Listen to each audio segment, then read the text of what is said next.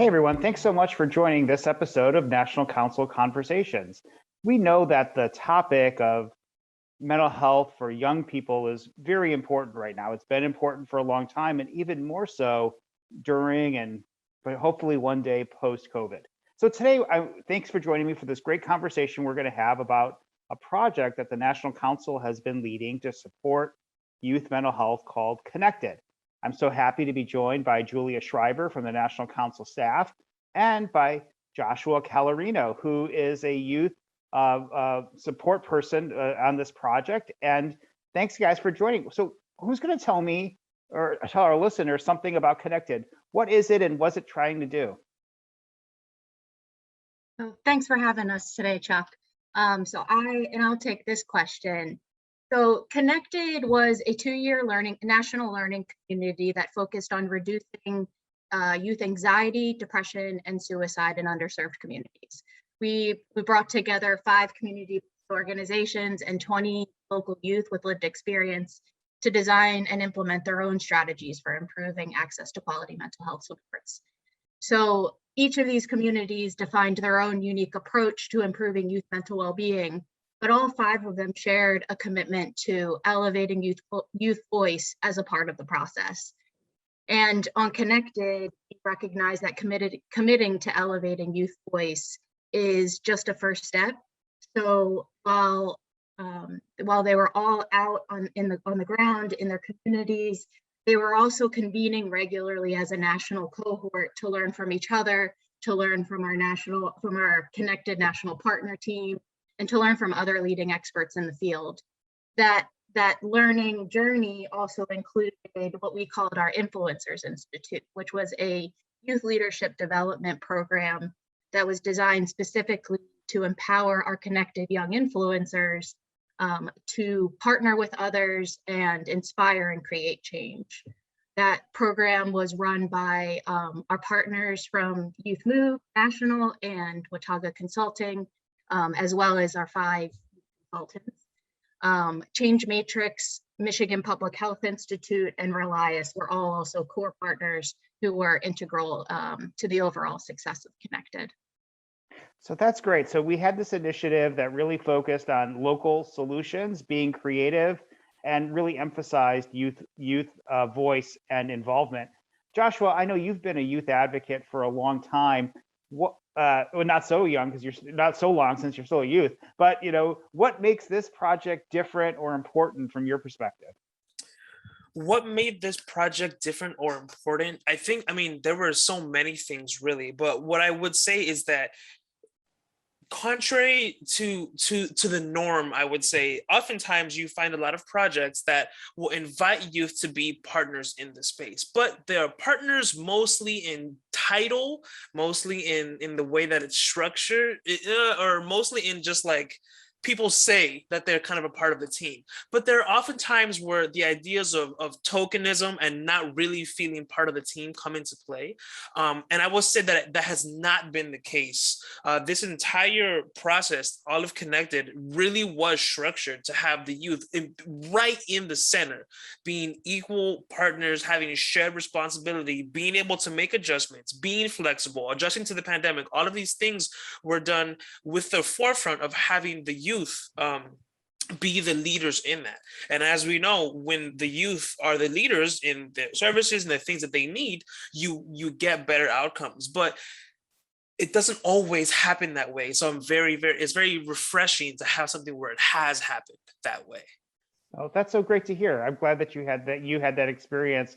So how ask this question to both of you. How has having youth voice at the center shaped what the sites have done and what the kind of response has been like? Because I get the sense from things I've heard from both of you that this wasn't business as usual. So what were some of the nuances that emerged as a result of having youth at the center of the initiative? Chuck, I think that by putting youth at the center, a lot of the organizations learn to kind of take a step back and check some of the assumptions that we've potentially been making over time, and actually hearing from young people what works and what do they need, and what are their own ideas for how communities can better support them and help them thrive. So I think that it required us to really take a step back and think and welcome new perspectives and being open to the idea that maybe the ways of doing certain things aren't always the best way to do them. So, wow, that sounds like this term about we've been learning a lot about as a country the last few years about implicit bias. It sounds like that also kind of applies here, right? We're making assumptions. And Joshua, I think you said you had something that you wanted to say. I'm so sorry. Absolutely no worries. And I would add that a lot of learning was had.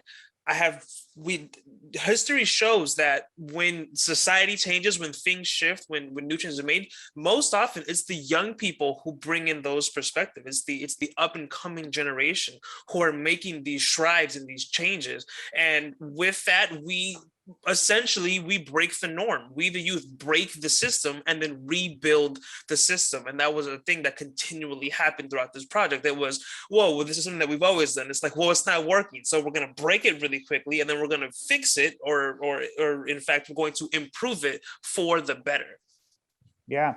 Yeah. And, it's so interesting. I was having a conversation yesterday with somebody at the National Institute of Mental Health, and he was talking about the notion of having a learning health system. How are we looking at data and continuously making improvements? And so, that's something I think that can happen in a number of ways. But you're raising a really important point, is that can also help by listening to the people that we're serving and getting that input. Can you tell me a little bit about how did COVID change what the sites were doing? Also, I'd be curious to hear, how did the young people who were participating in Connected do during COVID? Any insights you want to share there? Josh, you want me to take this one, or you want to kick it off? Go ahead and start. So, just like most other communities across the country, our connected communities were definitely struck very hard. Not only were the resources incredibly strained as pressing priorities popped up every day, but they also had to entirely reimagine how they were even going to reach their communities to offer support. But they did it. They remained steadfast in their commitment to youth voice, all while being responsive to new and evolving community needs. And fortunately, our funder was incredibly supportive, and we were able to alleviate all reporting requirements on Connected so that the communities could really focus on what they needed to do to respond in the moment. And so our connected communities had to put their projects on hold, but I will say that at no point did the work ever stop. In the face of uncertainty, they just kept going. They found ways to remain connected, and they quickly adapted to continue supporting. Great. And I would also add the fact that, like was mentioned, the work never stopped, meaning that the work that we had to essentially evolve and evolve rather quickly, since the pandemic came overnight.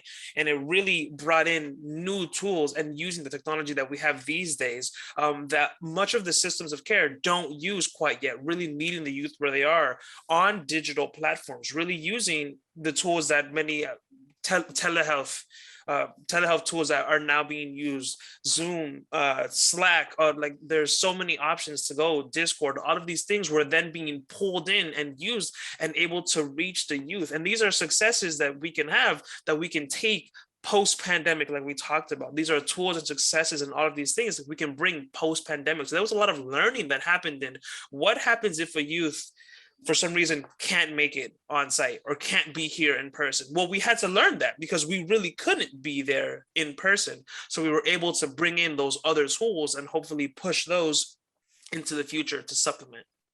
Yeah, so Joshua, one of the things I think I heard in what you were saying is also understand what are the ways that the people you're trying to reach communicate, and to use those, right? So, so that's a great point. So To wrap up, think about, I'd love you guys to maybe think about what advice would you give to other organizations that want to engage youth, maybe haven't been thinking as much about youth centeredness. What advice do you want to give as kind of closing comments?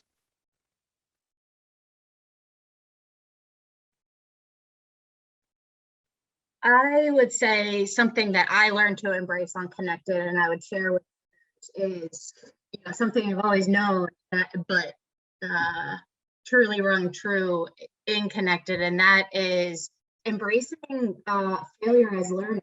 So being willing to accept to hear the hard feedback and being willing to act on it. I think that elevating youth voice means creating platforms for young people to share their perspective, but it also means being willing to act on the information that they share. And in order to do that, just like we were talking about a little earlier, we have to be willing to genuinely hear critical feedback and work up from it. Great.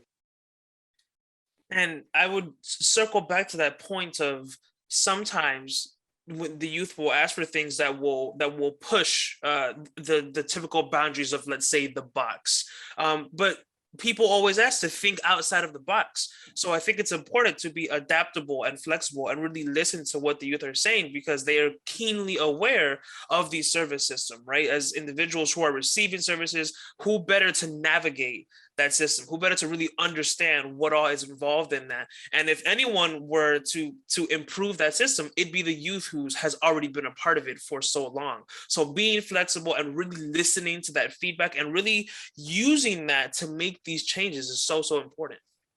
Well, I appreciate you both spending some time with us today. You're reminding us about leaning into vulnerability and not being afraid to not have all the answers, to be open to other perspectives. Thank you for the work that you've done over these last few years in these 5 communities around the country.